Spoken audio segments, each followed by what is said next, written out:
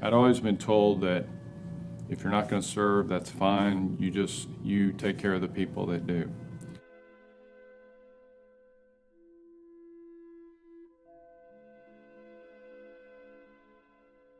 The special operations community breeds a different hero. It breeds a different soldier, Marine, sailor, and with that comes a different spouse. They have a common bond that many do not share with respect to that. The favorite aspect that I've had with working with special ops survivors has actually been the interaction with the spouses. To work with people that I would have never worked with before is probably the most gratifying. To go to somebody that I don't know, that I've never met and would have probably most likely never have met, and give them a little taste of hope is probably the one thing that I've taken out of this. I first became involved probably about 9 to 10 years ago. Actually, I was initially met one of the founders of the organization by circumstance. Had an opportunity to visit with that individual and Nick Rocha, and then after that visit, and having an opportunity to see some of the memorials that he took me to, I actually became aware of the organization after the fact.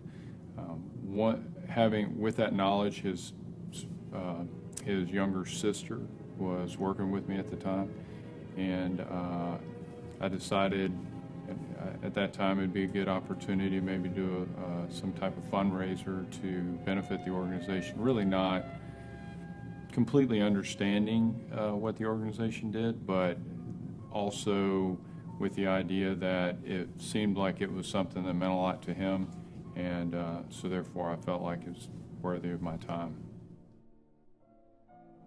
Well, this occurred really in the post 9/11 era. I was living I had finally left the VA system, was no longer really fully attached to that system anymore. Was in a community that really didn't have any type of military exposure.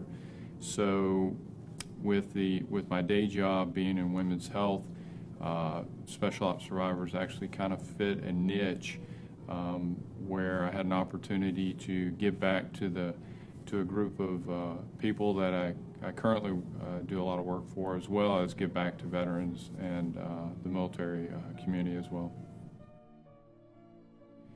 Team Special Ops Survivors, as a racer, myself, has been an experience probably none that I would have actually initially had expected.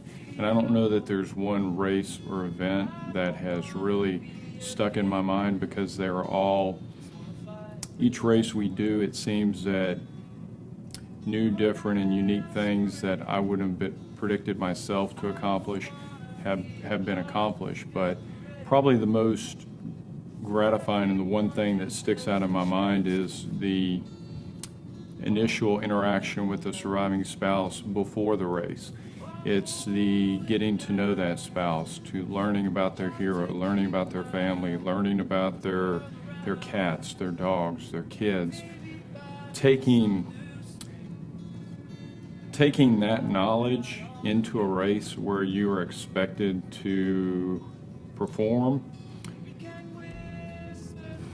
You're getting me. You're expecting to perform and live up to an image that is definitely not you. It's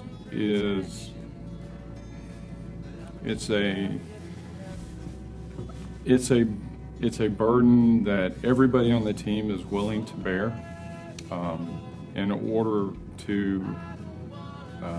to honor that individual, their family, and what they did. The real thing that I take out of this is that I've had an opportunity to be a part of something from its infancy, where at times it seemed seem to be struggling. And I feel like I hope that I'm leaving it at a time when it's at its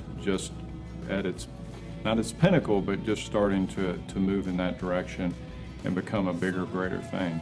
Probably the most important thing, though, is the opportunity to participate in something that is bigger than me, that at the end of the day, what I do matters, but it is not all me. It's been a team effort to get this to this point. So the fact that I can be one little cog in that wheel that made this become something.